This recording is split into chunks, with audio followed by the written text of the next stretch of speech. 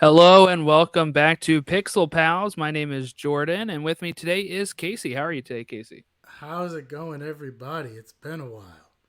It has, yeah. Um, yeah, it's been probably about 2 months or so, actually.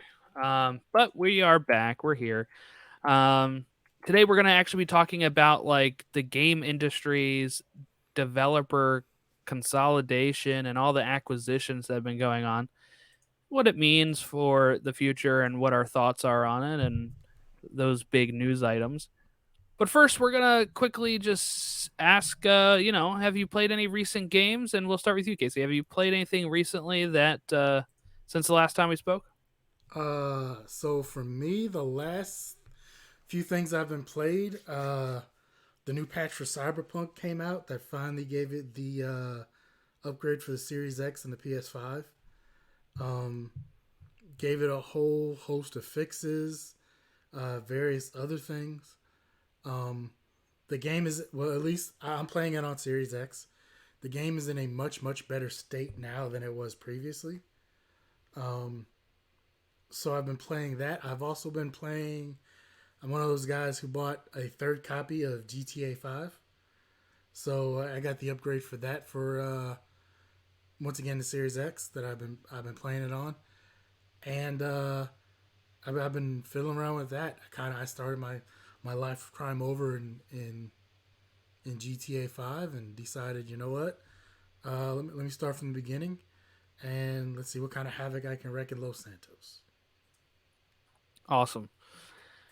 Since the last time we spoke, Pokemon Legends Arceus came out. I was playing that. Have some of that up on YouTube as well. And just this yesterday, my cousin and I, last time, two of the, I don't know, whatever, one of these episodes, I talked about playing Man of Medan on PS4, and I bought it for computer as well because my cousin had it for computer, and you can play online together, and it was really cool. We recorded it. It's going to go up on YouTube at some point, but he, he was at his computer playing, I was at my computer playing, and while I'm doing stuff, he's doing like stuff as a different character. Sometimes we're characters in the same room. There was other times we were on opposite ends of the ship playing two different characters, and things synced up perfectly though, like with um if I like there's one part where you're under the, and I was on the boat, and like when I accidentally lit the little charcoal grill too much, it like made an explosion, and he could see it from underneath the water at the same time that it actually happened. So it wasn't like that was delayed or anything. Like we're talking on, we're talking to each other over Discord at the same time as doing it, and it was a lot of fun. And I got to see a whole different ending than what I got the first time I played, and we made it through with only one casualty. We were really close to making it through without any casualties, and it was actually my fault. So I apologize to my cousin Brandon that I am the reason we lost one person. So it's a lot of fun though. We're gonna be playing the same thing for the other games called Little Hope and House of Ashes. We're gonna be doing those as well. And actually, the developer of that, Supermassive, they did Until Dawn. They announced a new game that's coming out in 2 months in June called The Quarry, which is a very like Friday the 13th style. Kids are at like a lake at camp, and the people start getting killed. It stars David Arquette actually, but it looks great. We're gonna probably try to play that online together at some point too. But really fun. Like I'd rather those type of multiplayer games than like the shooters. I'm not very good at like shooters, so playing like a story based game together was a lot of fun. Uh, the one other thing I did get, I got black plates for my PS5. Black Place? Plates. Oh, Black Plates. Oh, okay, okay. Yeah. I thought you meant The like a side game. quests. I was like, oh, No, I I've got never heard of that. I decided I got tired of looking at a big white PS5 sitting next to my TV when all my other entertainment things are black. Yeah. So I couldn't do the purple, cosmic purple or blue or whatever, like whatever weird colors they call it. Um, so I just went with the black. To me, I like the black better, but that's just me. Also, before we get into our main topic, PlayStation has announced the games for April that you get for free if you are a PlayStation Plus member. For PS5, PS4 is called Hood, Outlaws, and Legends. I have not heard of this game, actually. But uh, it's a game where you pull off medieval heists, it sounds like.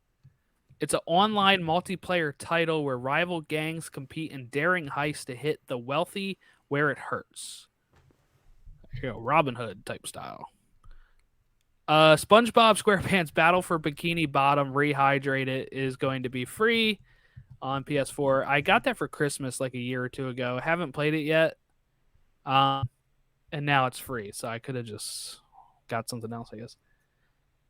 Slay the Spire is the third game, which is embark on a journey up the ever-changing Spire in this fantasy deck builder adventure that fuses together card games and roguelikes. That one doesn't sound familiar. I think I'm still gonna grab SpongeBob, so I have the digital copy as well as the physical one I have. But I'll grab. I usually grab every game just in case if I ever come around to it. But I don't know. I'm not a big like card game player when it comes to video games. Every now and then, like even with games with gold, I won't download it, but I'll claim it just so that way I can have it in case I want it later. But before we get into consolidation, what do you think of the PlayStation Plus subscription thing that they're launching? Oh yes, that's a good topic we could talk about. I Premium, got right? it right here. PlayStation So Plus Premium. For people that didn't see this, this was announced a few days ago. It's launching in June. They have 3 levels. They have PlayStation Plus Essential, which is the same benefits of what you're getting now. It's pretty much what PlayStation Plus is right now, but it's going to be PlayStation Plus Essential. Price remains the same. PlayStation Plus Extra provides all the benefits from Essential and adds a catalog of up to 400 games for PS, including blockbuster hits from our PlayStation Studios catalog and third-party partners.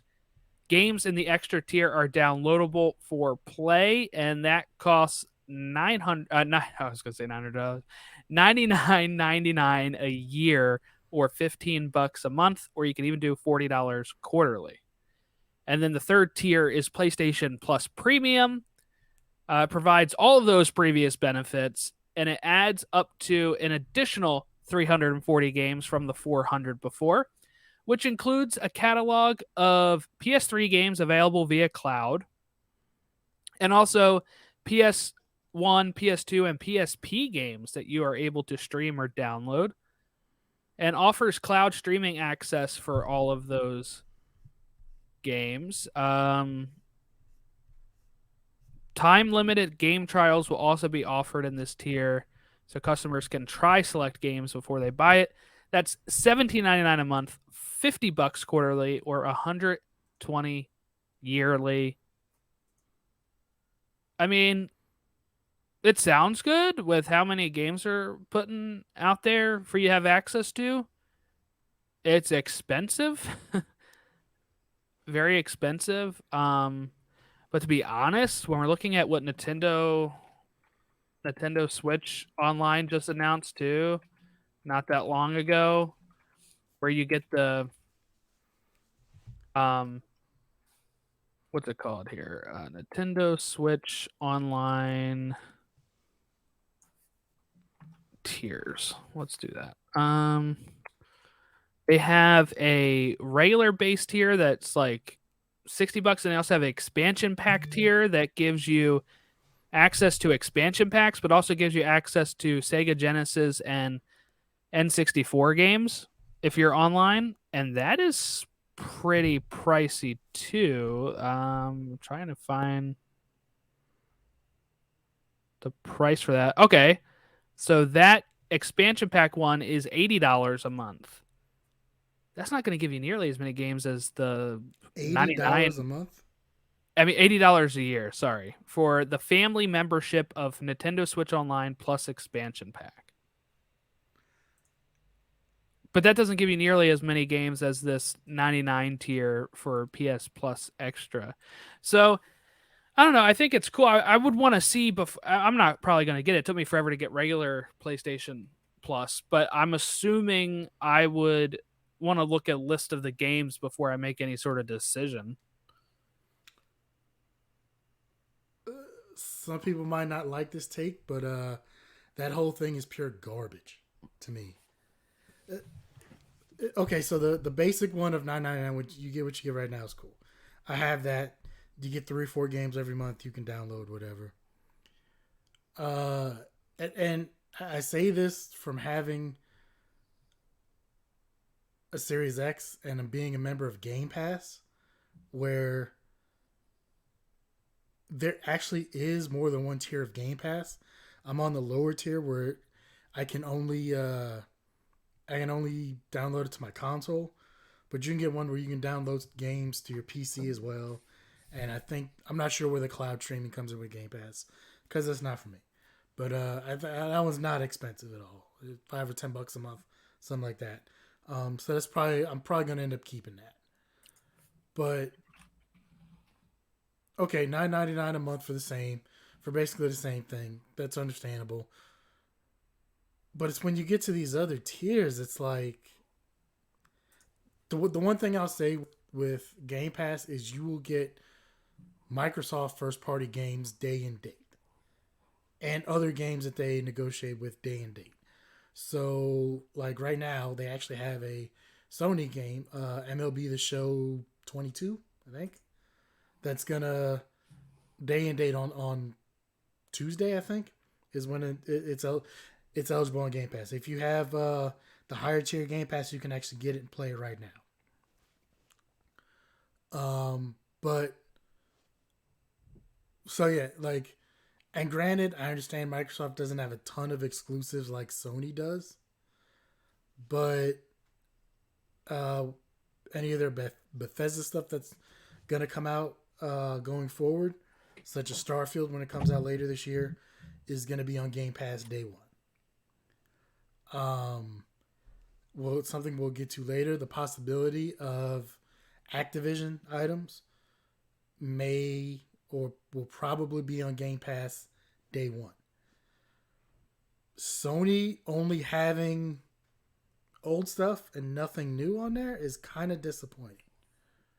It's not just old stuff. They're not putting God of War Ragnarok when it comes on there day one.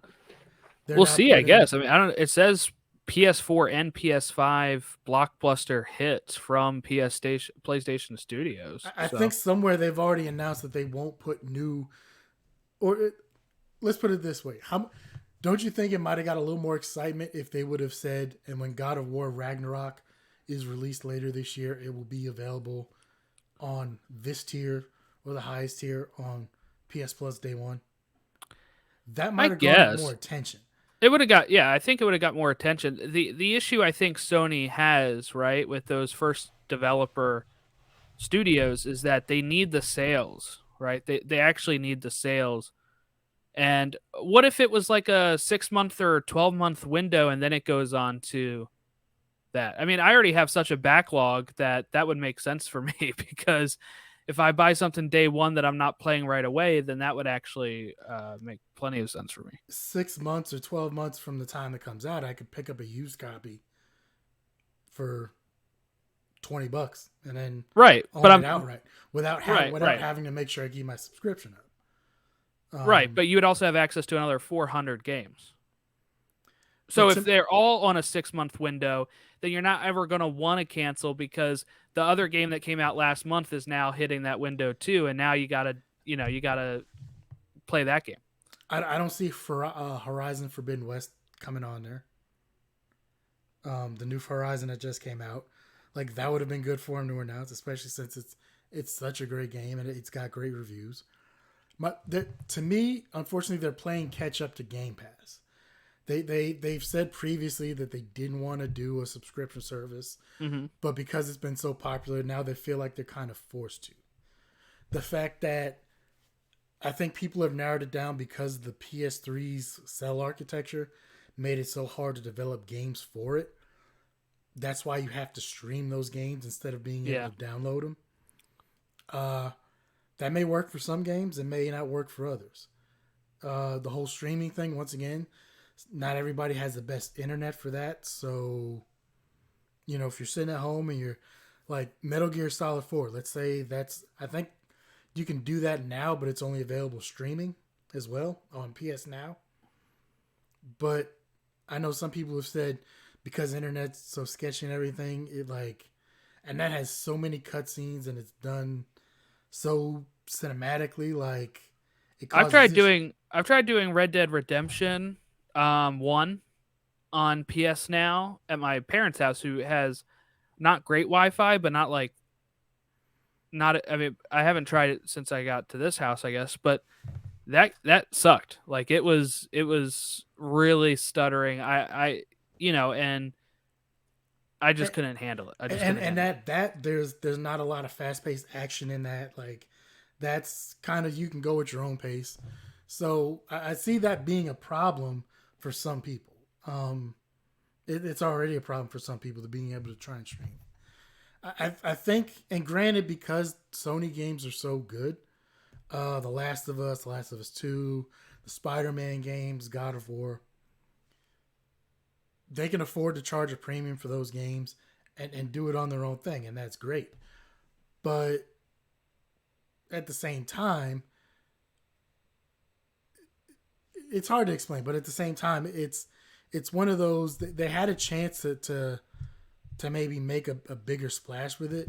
And from what I've seen, a lot of people are looking at this and saying, it's not really the great, like they could have done better. And a lot of people may not end up getting it. Well, here's my issue with just Game Pass as a whole. While it's probably pretty good for consumers, I guess, right? It isn't great for probably the developers. I mean, so Misconception on that. Why you say that? Because I was actually listening to a podcast about that earlier. One, you can, because some games only come on there for a few months at a time and then leave. They've actually found that people either spend more money in game for a lot of things than they would if they bought it. So it's one thing when, like, instead of spending $60 for a game, and then microtransactions, various other things, some people are more apt to get the game for free and then actually spend more in microtransactions because they got the game for free. Like, they kind of feel like there's money to play with there. The fact that people do actually end up buying the game because you get a discount on it if you download it from Game Pass first. So it's like a 20% discount on the game. And then they found that people end up searching out the developer to see other games that they've made. And even if they aren't on Game Pass, then they end up checking out other games that developers made based on the fact that they were able to see their stuff on Game Pass. And obviously Microsoft hasn't released their information, but it's been rumored, speculated based on how many downloads, how much time people spend playing those games. That's where developers get some of their money from. So it doesn't seem like it's that bad of a deal for developers. I mean, once again, I'm not a developer, so I can't really say. But I think if it were a bad deal for developers, I think you might not see as many willing or wanting to put their games on there. That's true, I guess. It's still so brand new, though, isn't it? How long has Game Pass been? At least couple years. A couple years. Right? Yeah, it's not that new. Like, I mean, it's still new in the sense of, like, I think it's still new in the sense of the history of video games, right? Like, we'll see how it continues to grow. from there. Like the fact that if they do have the show on there, that's pretty big because that is a PlayStation studio, San Diego Yeah, they had it Studios. last year too, and they got it this year as well. Yeah, but I'm saying like day one. Yeah. That's pretty big. Um, Also, like I said, it with some of these other studios that Microsoft has gotten, I think later this year and next year, probably more next year because everything in the world seems to be getting delayed this year, um, which is fine. But next year and the year after, once Microsoft starts getting more exclusives that they own, I think, and then when it comes to the point to where you'll start seeing, the next the Starfield, the next Bethesda game, Elder Scrolls 6, which is probably going to be out in like 6 years or whatever the case is. Stuff like that, where it's probably only on Xbox. And then you'll see. I mean, yeah, I think the sales will still be good, but at the same time, when, like for me, like I found Forza Horizon through Game Pass. Mm-hmm. I didn't find it. Like, obviously, it was well promoted, you know. So when I got the thing for Game Pass, I decided to download it, give it a try. I can't tell you how much time I spent with that game. That game was fun as all hell. So I spent way too much time causing havoc and driving around Mexico in that game, doing crazy things. And I think it will help for some people. Yeah, we'll see how it goes though. I guess for this PlayStation Premium thing, I think they are hesitant to put a lot of the big games on there first. I mean, at launch they are including Spider-Man Miles Morales, which is not that old, and Returnal. Returnal's pretty new. Returnal's new, but Miles Morales came out when the PS5 launched. Yeah, that's less than 2 years still. That's pretty new for a But you big Spider-Man title. Like but you can. that's What I'm saying is you can still go find it for like $10-20 somewhere. yeah, but it's how much do you want? Like I don't think they're ever taking those games off of there. So uh, But we'll see. I'm sure it's also going to be the same thing as with Game Pass, where if you cancel your subscription or your subscription You lasts, can't use it. Yeah. yeah. But like I said, so again, That's how it is now for the collection that they have. Like the collection that they have that has if you're on a what's it called? PS Now. No, they have a collection that if you're a PS Plus member, Oh yeah, where it's got like God of War yeah, and a you few other can't things. access that if you cancel your thing. But so I assume it'd work the same way. Um, I'm trying to just figure out the name of that again. PS Plus The Essentials collection or something like that. Essentials, something like that. I can't find it on here, but yeah, it's something like that, and it had a whole bunch of the you know games on there.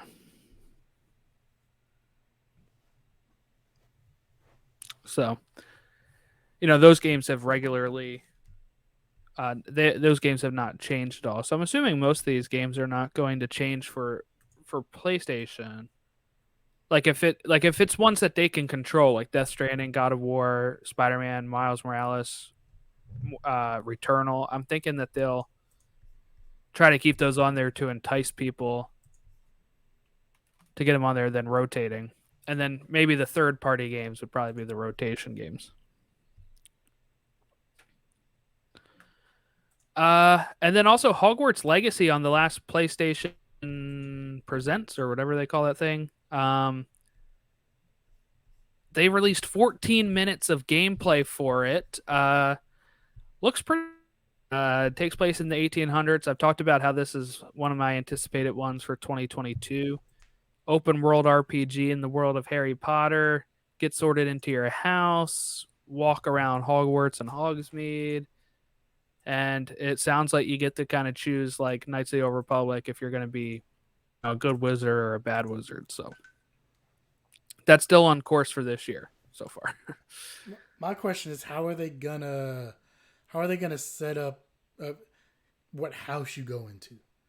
So is it gonna be a situation of like you answer these questions and okay, like like scenario A, are you going to choose what house you go into? Is it I going to think they randomly said you assign can it? choose. I don't know if that's the only way you can do it. I think it'd be cool if you like randomize it or or can choose and then could do questions or something. Like I don't know. I think questions or choosing would be cool because if you had an option for both, you can have somebody who wants to actually be sorted, and then one person's like, I just want to play as a Slither in this playthrough. I'm gonna choose it. So that way you don't have to worry about going through a quiz or a random thing. I don't know. It is interesting. I don't know if they fully revealed how it's happening. But I think it looks really cool. I'm really excited for it. So, um, geez, it comes out in December, I think, or holiday. They said holiday, so probably November, December timeframe If it's not delayed. if it doesn't get delayed. Though, I mean, I've been following this game for the first time it was leaked was 2018. That's how long it's been, and it took them until 2020 to announce it, and then they hadn't shown anything again until March. So I'm feeling pretty good that it's going well.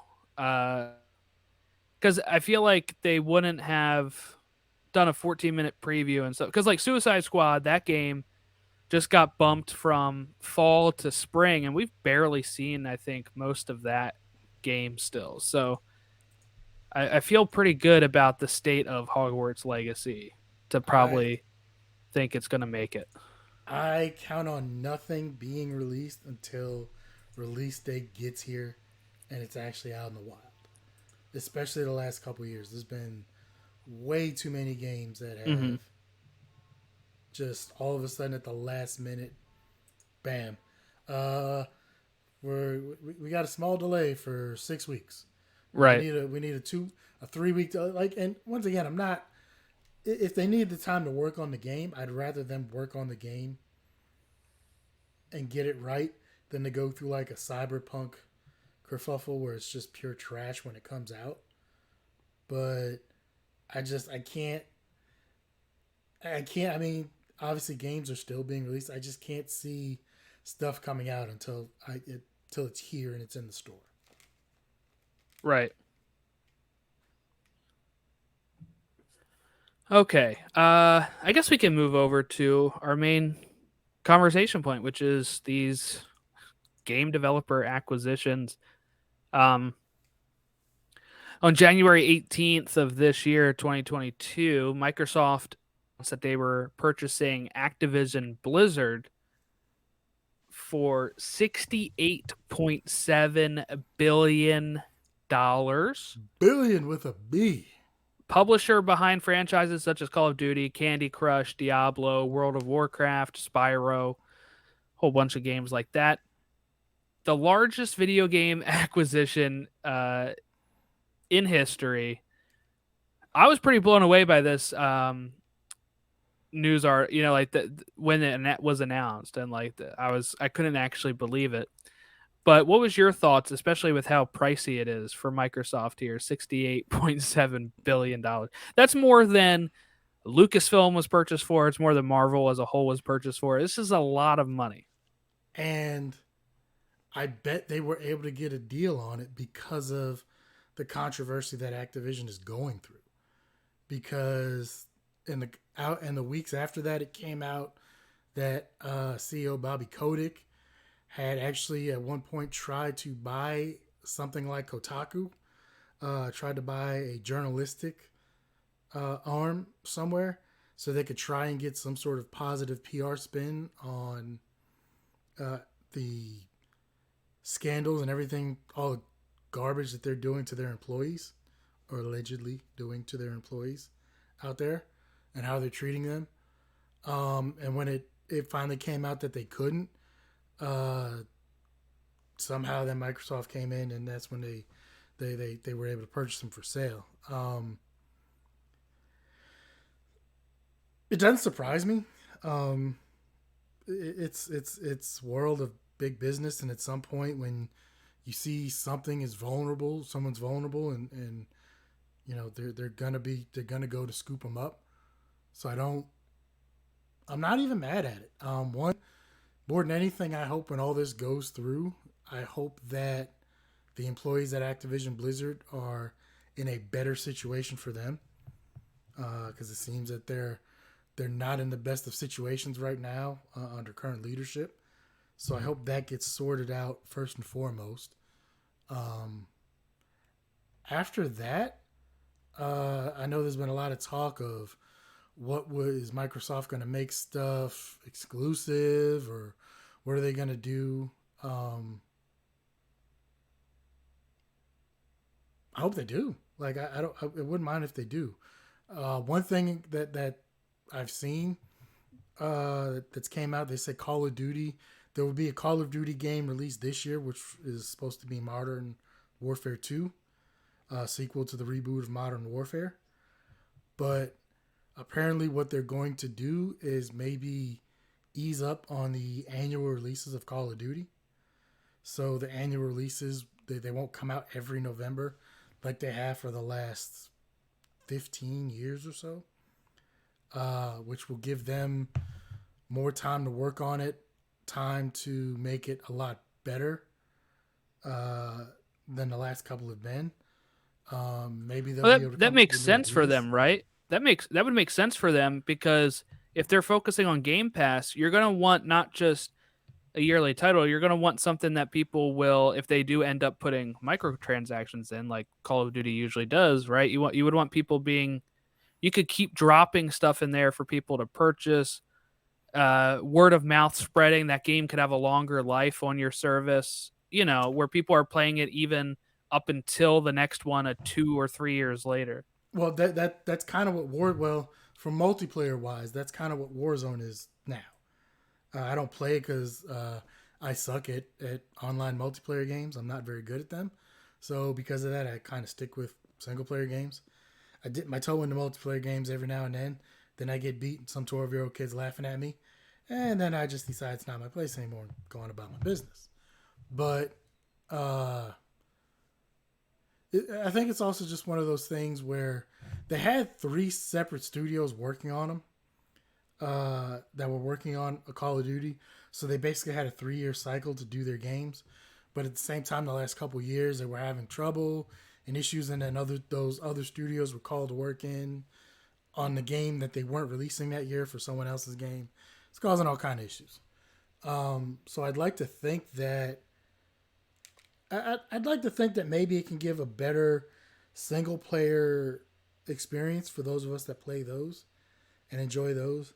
At the same time, maybe it can be something where they can continually add on to those single player experiences, like you said, for a year or two. Where, let's say, if it's Call of Duty Gobbledygook is their new one, comes out in 2 years, right? Okay, but then they have their single player campaign. You have Super Soldier or various Super Soldiers to go through, save the world. But then at some point, maybe something else comes up, and so there's DLC for it or whatever. More maps or more places for you to go, and other places for you to save the world at. And Call of Duty Gobbledygook lasts for like a 2-year period instead of just 1 year, and then, okay, well, I'm done with this one. The next Call of Duty's out. Let me pick up this one. So I'll say I think they would want a more like a longer lasting game to, like, if they can focus more time on it for, like you said, single player or for whatever, right? The multiplayer people will still pick up the latest one or play the latest one for the multiplayer, but like imagine another numbered sequel, like just the life that GTA 5 has had, right? Not comparing it, but meaning that like people will recommend that game to people even years from now. You can still hop into it and get something out of it. Where I feel like right now, if you don't play that Call of Duty game in a year, a lot of people are just like on to the next one, right? Like there are a lot of times people aren't really recommending, like, you got to play the campaign of this one because it really, I think they could have that chance now to make a campaign that's really good, that makes people recommend it even like years from now. And then on your Game Pass, you're able to revisit it or play it again. Well, even so, the campaigns have been fairly short in the Right. So last they few can Call of extend it Duties. or something. Yeah, like I mean, granted, not everything needs to be like 100 and some odd hour. You know, like I'm playing Cyberpunk. I think I'm at 130 hours, maybe halfway through the game. But I try and do a bunch of side quests. Not Assassin's Creed where you can spend 200 hours, The Witcher where you can spend hundreds of hours, so on and so forth. Um, so it may not necessarily need to be like that, but 8-10 hours, you know, and this may not be a popular opinion with some people, but if I'm paying $60-$70 for a game and I'm only getting 8 to 10 hours out of it, because like I said, I don't really do the multiplayer that much. Like if I'm only going to get 8 to 10 hours out of it for the campaign, it's not really worth it for me. Like especially now, Sony's bumping their stuff up for PS5 versions to $70. Uh, I'm assuming Microsoft either has or will. So I mean, $70 for 10 hours worth of gameplay, like. Mm-hmm.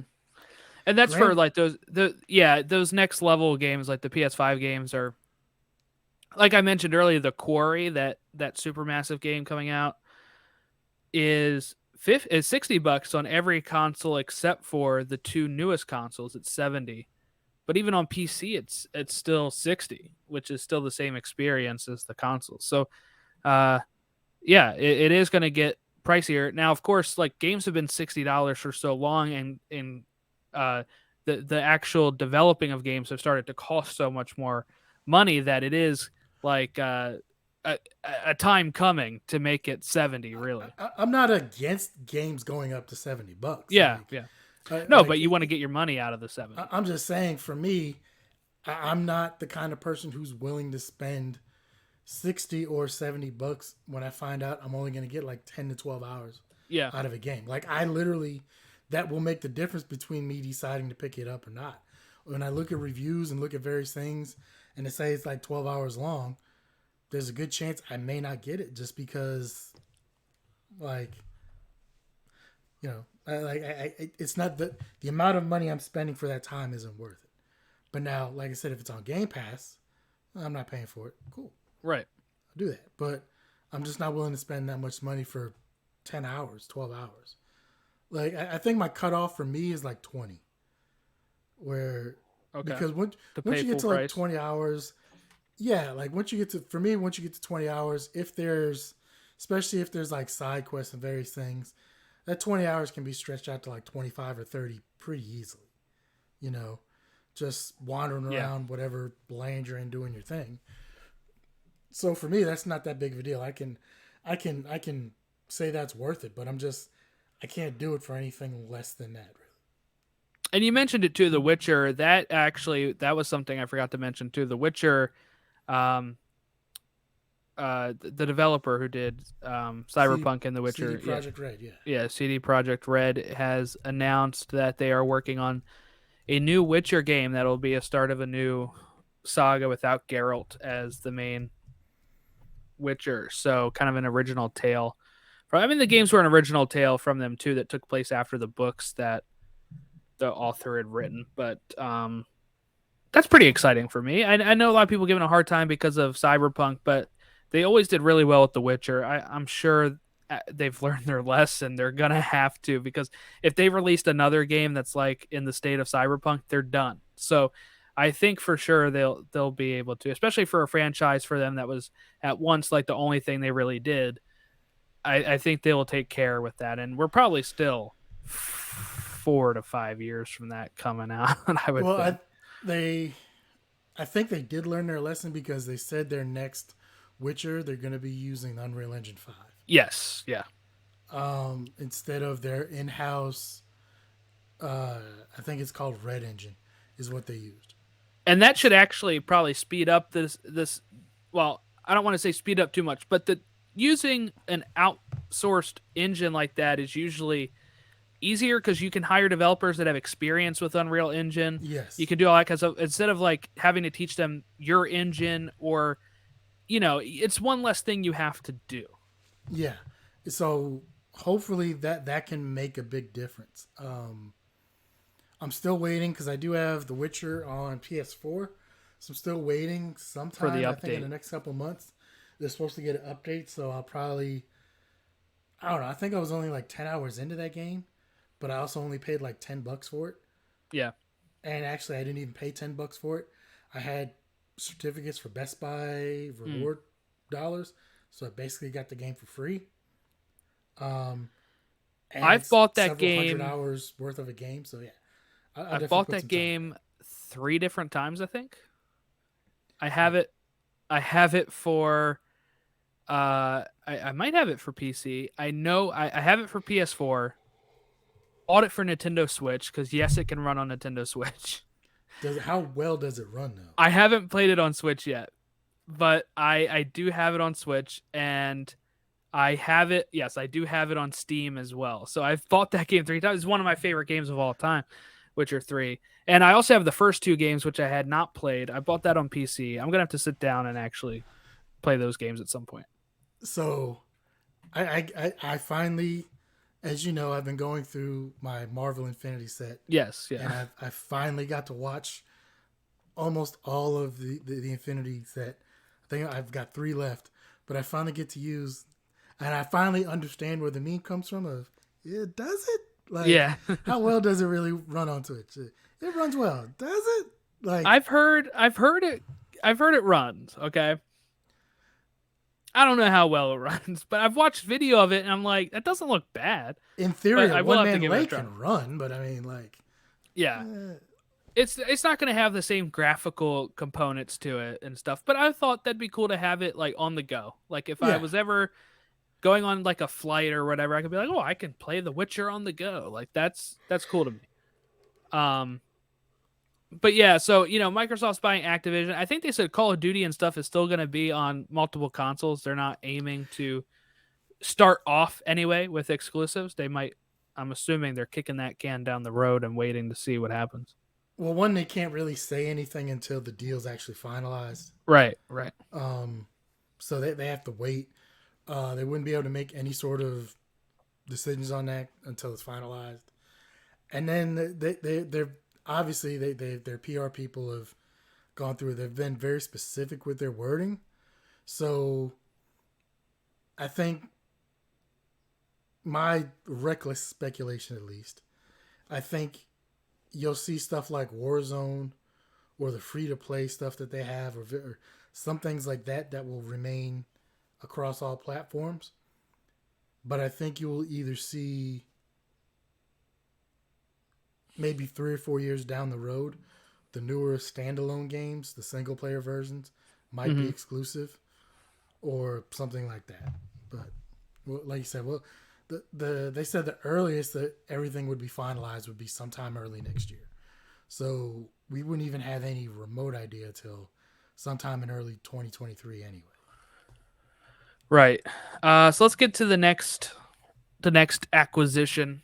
Take Two Interactive bought Zynga. If I said that right, I don't know how to say it. That is correct. Zynga is the correct They are pronunciation. a mobile game publisher, most well known for Farmville and Various vills of that various nature. vills, and apparently they have poker games, is what one article said. Um, it's expected to close in 2022. The deal. This was for a staggering $12.7 billion. By the way, um, I'm assuming Take Two is just wanting a slice of the mobile game market, and they bought them. I don't think Zynga's going to start pushing out stuff for consoles or anything. No, I I don't believe they will. Uh, but I think this is more to do with the the mobile space and the possibility. I want to say Tencent is Tencent. I think is involved in this somehow, and they're a Chinese company that has a lot of their hands in the gaming sphere recently. Yeah, I think they were in talks to buying another company recently too. Uh,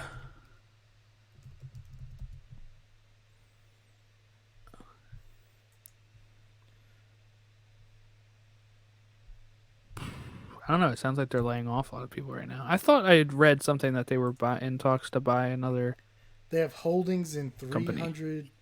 They're more than 300 holdings in 600 companies.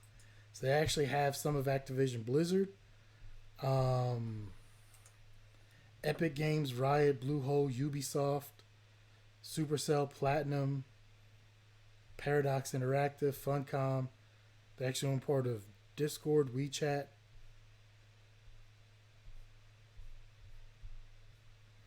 But I think they also have smaller holdings in a lot of other things too.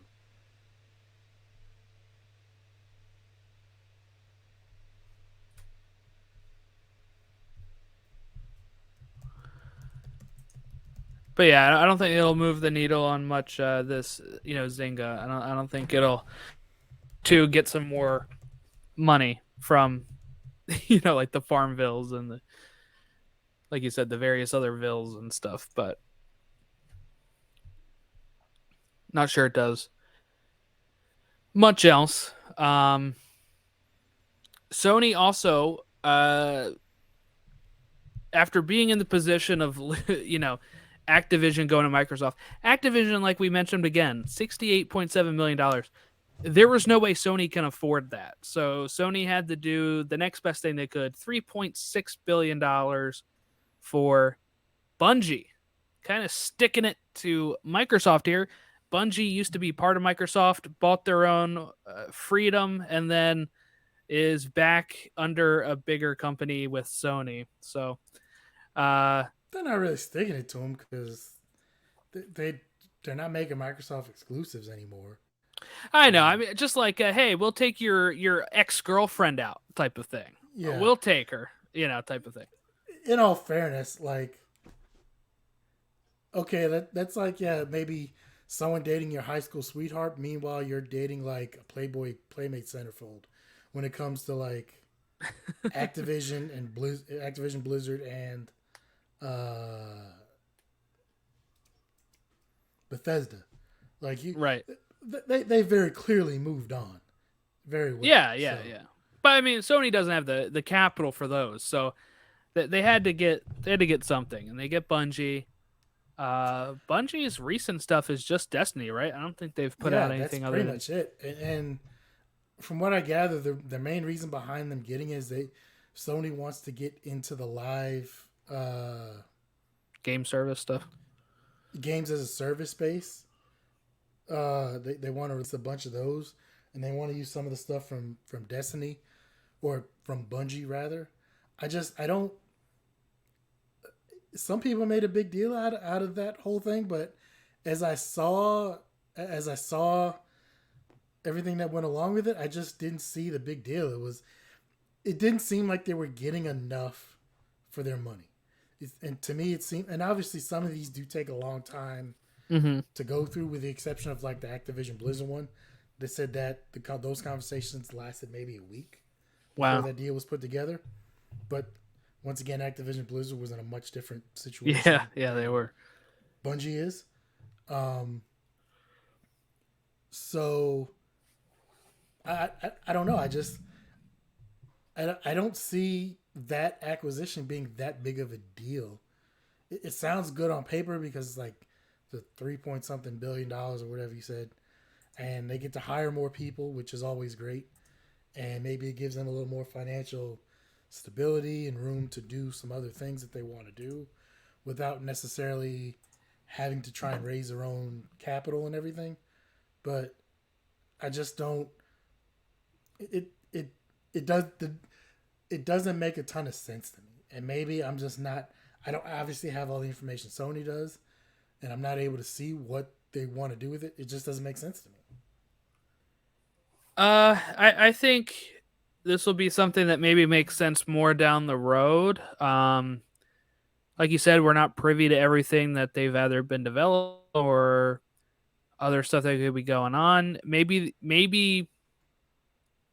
I don't know. Maybe usually Sony will help out developers as well with their own developing teams at times. So maybe they'll be able to kind of start working on multiple more projects. Or now that they're owned by Sony, Sony can ramp up another team at Bungie to make other games. They have more cash flow behind them now as a part of Sony than they did by themselves, I bet. So maybe that means that they'll do other things other than Destiny. I don't know. Maybe we get something very different. I mean, really, we only know Bungie from Halo and Destiny. That it'd be interesting if they did something that was completely like not a first person shooter. I'd be very interested to see what else they could do. Yeah, but at the same time, if you know you're good at something, like I wouldn't necessarily want to see him make like a platformer.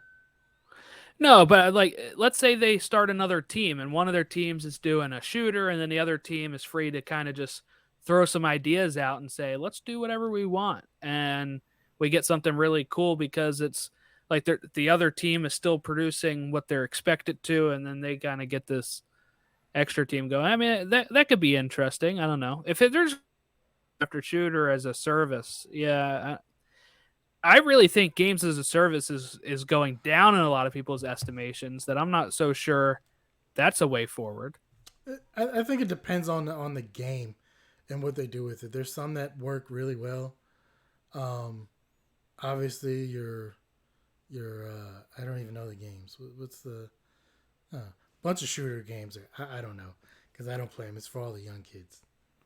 I'm old now. I can't. Jeez. But I enjoyed like the Division 2. Uh, those were games as a service, and I was willing to put a little bit of money into those as well for different microtransactions and various other things and battle passes and stuff. Um, but I don't know. It could work out well, but it's one of those Sony wants to get into that games as a service thing. To me, it looks like they're probably looking at the financial aspect of it more than anything else, Mm-hmm. and that's it's a little frustrating, especially after you see what happened with Gran Turismo the last couple weeks. I heard it's had some tech issues, but that's all I really saw. So it's one of those that even if you're playing single player, you still have to have an internet connection. Okay. So I guess the servers were down for about a day or so for a 24-hour period.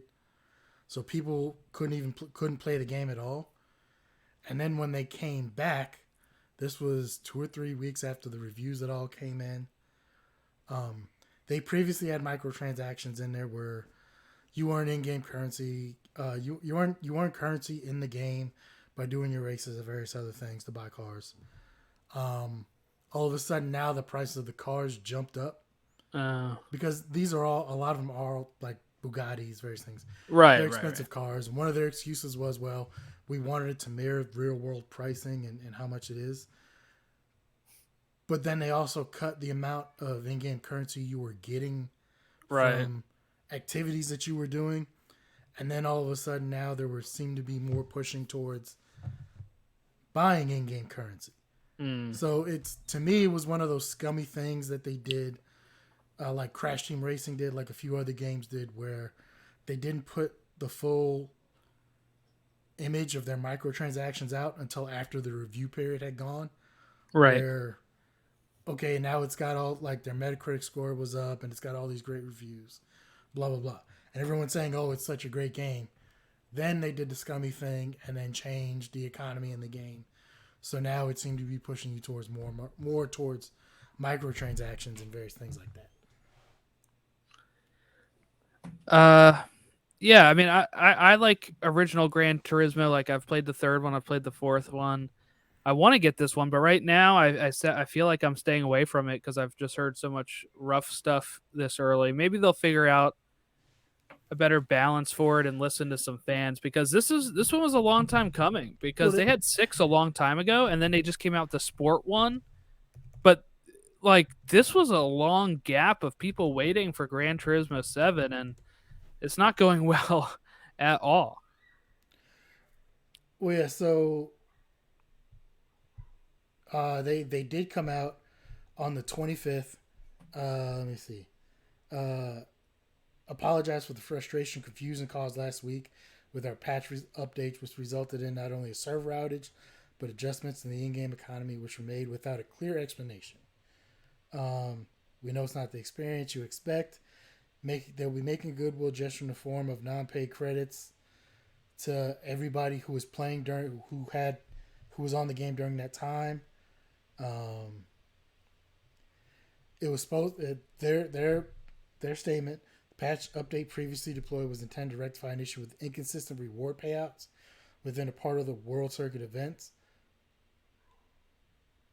but to reestablish the intended equilibrium and provide more accurate rewards based on time investment and completion, it was necessary to recalculate the reward system as a whole. It says they'll be rolling out a considerable patch at the beginning of April. The number of events will be increased. They will reestablish the reward system with greater balance. And they're going to be doing a bunch of updates. I think basically what they want to say that they're not saying is, we tried to see if we could get away with this. We got caught. So now they're trying to figure out how they can backtrack a little bit and what they can do. Here's how you could backtrack. You just say, oh, this patch had an unintended error where it raised the prices and lowered the currency. We're reverting it back to how it was. But they're also not the first they're not the first studio or developers to do that. There's been quite a few where, yeah, like I said, they've done that, and then like Cyberpunk, where they only let people review on PC, right? And then the consoles were the issue. Well, not even that. I'm talking mainly about where, once again, after like the game came out, review period was established. They got all these high scores. Then they dropped in microtransactions, even after some of them have said that they were going to be, like Crash Team Racing, I think was a prime example. At one point, they said there were not going to be any microtransactions in the game. Then, once again, I think a month after or something like that, it came out where all of a sudden now there were microtransactions. They started changing the payouts on the races and various things where it's like, wait a minute, this is not what you said was going to happen. So, right. It ultimately, to me, and I could be wrong, I probably am, but it boils down to, we wanted to see if we could get away with this. We got caught, so obviously we can't get away with this. Mm-hmm. But eventually they're going to try and find a way to nickel and dime the players on that game out of everything they can. And here's the thing too, like when like I mentioned, playing like the original, the original, like the first one. I mean, the third and fourth one on those were on PS2. You had to make money and you had to buy the car. So for like that kind of stuff is correct, right? And making your money to buy tires and all that kind of stuff. But back then, there was no such thing of like being able to purchase the currency yourself. Yeah. Like you just had to get it through. You just had to do it through the races. But now it's added this new layer of, well, we could charge them. You see it in every game where it's like, oh, 10,000 game currency is $20.99, and you're like. But at the same time, after the patch came through, they were also lowering the payouts that you were normally given. Yeah. So, that wasn't an accident. Like no. They should have said it was and just revert it, and then people would know. You can't even say that was an accident. Like everybody, that's just like when people come out and say I was hacked. But like, just, yeah. At some point, no, just stop. There you go. You just save face and revert it, and there you go. Keep your good reviews. And that was one thing, because one of the sites I look at on YouTube, or one of the channels I watch on YouTube, is What Culture Gaming. Some British guys, or it's a British company, but they do a lot of stuff on gaming, and they have a few different channels. They do horror and movie, gaming, wrestling, a few other things. Pretty good people, pretty funny guys. Honestly, I can't remember how I fell down a rabbit hole and found them, but I've been subscribed to a bunch of stuff for a while. And just like a bunch of other companies, they do listicles of like top 10 this, 7 ways this, blah, blah, blah. And that was something that they had on there that they said they missed from previous generations of gaming, was being able to buy a game and just play it on day one, where the game was good, it was fixed, and that was it. Instead of now, I think we talked about this before, like day one patches and everything. Some kid who might have got a PS5 or Series X on Christmas Day, like 15 years ago, like you would get that and you would have games. You'd be able to plug that in your TV and start it right up, and you could play games in front of it all day. When I got my PS5, do you know how long it said it would take to set everything, like to download everything? Like, not 10, 12 games, I just hours. to set everything up. It was like, yeah, 10 or 12 hours. I opened this thing up at 5 p.m. when I get off work and sat around for an hour waiting for stuff to get set up, and then eventually was like waiting. I think I was waiting for a certain game. I think I wanted Miles Morales or something to download, but like it had to download, everything to get up and running, The all this new stuff that the new it took. PS updates, the Yeah, updates just for the system before you even get to any game exactly. download. That's what took me the longest. And it was at probably about 2 or 3 hours into this that I was finally able to play play Astro's Playroom. And I did that the rest of the night. And I was like thankful that it was a good game. But I was like, I just want to play. Like, Yeah, if I had known that, I would have set it up while I was working from home because it was a day I was working from home because of COVID. And I could have just set it up on like lunch when it came in and made sure everything was running. But instead, I waited till I got off like a good boy. And then I go downstairs and it was a after your night's disaster. gone. Yeah. Yeah, like when I got both my consoles, the Series X, PS5, I'm at the point now where I got it. I unplugged everything. Especially, what makes it even worse is when you're transferring data from your previous console as well. Like the Series X and PS5, you could transfer your old saves from the PS4 and Xbox One, or I had the One X. I was transferring all my data from the One X and everything else. So that's adding on top to it. So I think by the time I got home with those, it was 7, 8 o'clock at night when I plugged them in and started them. I saw it said like 7, 8 hours, Mm-hmm. whatever it was. It was like, okay, you know what? I'm just gonna let this go all night. I'm gonna watch something right now, which probably didn't help because I'm streaming Right. something Right. on Netflix or whatever. That's the So bad thing. That's our life now, right? Almost yes, everything's streaming. Almost everything's downloading. that's Yeah. tying up my internet connection. But then when I went to bed, I left it on, and I woke up in the morning, I came in, saw everything was complete. I turned it off. I wasn't able to touch it till the next day. Then you add in, like you said, you get a brand new game, put it in. Now you have to download the game as it is. So like when I upgraded, when I got the Series X version of GTA 5, I bought it digitally because I had that disc version already. So basically, I had to download because it was GTA 5 and GTA Online. Mm-hmm. Paid $20 for it, I think. So basically, bought that 100 GB download. So that took several hours. So I basically did that. And then like 2 GB into it, there's a patch that you need to download for this as well. Do you want that? Yes, go ahead. That was like Yep. another 20, 25 gigabytes. So basically, I was like, you know what? I'm not touching this till tomorrow morning. That's just great.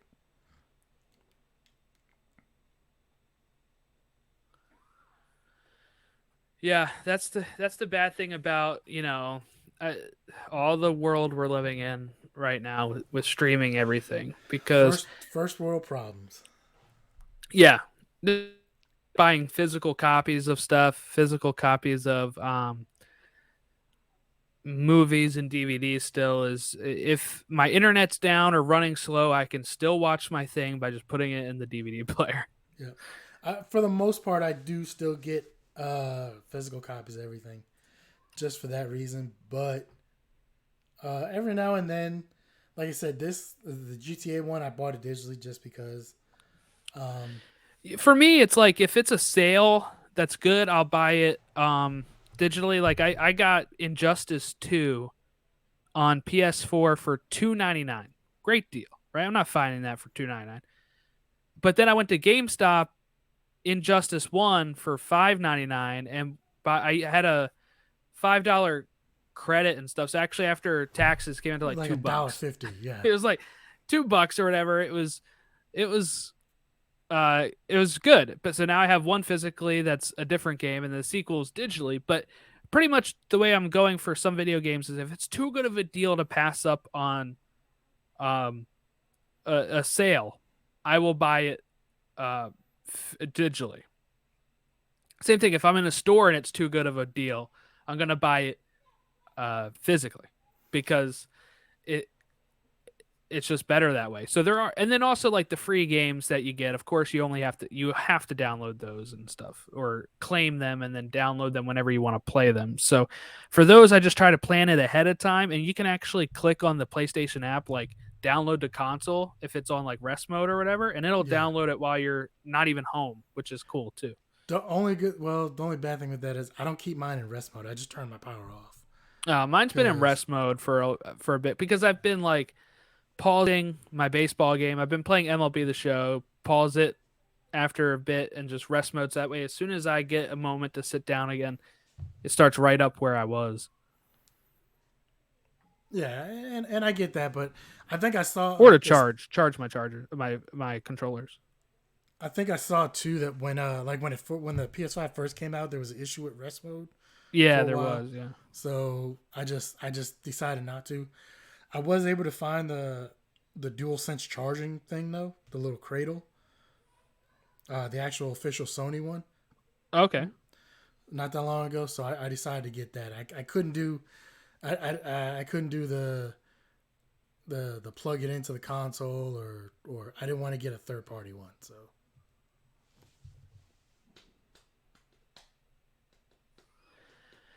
But yeah, I think that about wraps up what we got here for do you this. see any other acquisitions for the rest of the year? For the rest of the year, that's a good question. I'd say probably yes. I think we're probably still early enough in this year where something else can happen. The biggest rumor I've seen is Capcom That'd be interesting. because they've had a very long relationship with Sony. Um, so that's the one a lot of people have talked about. Of it makes sense for Sony to buy either Capcom or Konami.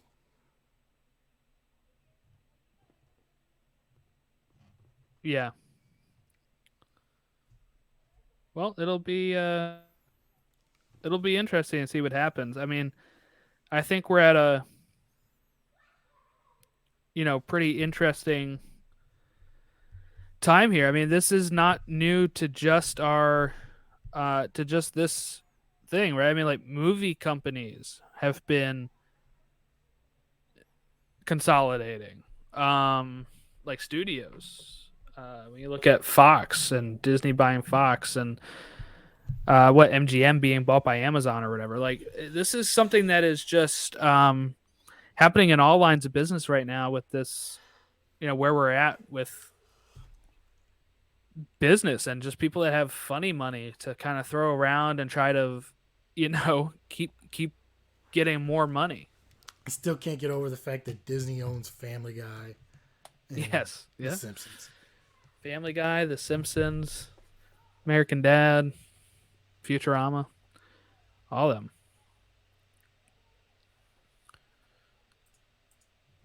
But yeah, I mean, we'll see how it continues from here. It's something that is happening in all forms right now, so we'll see how it progresses. I just hope it doesn't lead to any sort of less creativity or anything like that.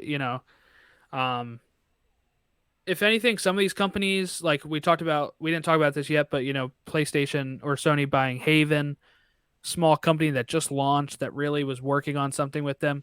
That's probably going to be good for Haven. They're going to get so much more backing than they probably would have had if they were on their own.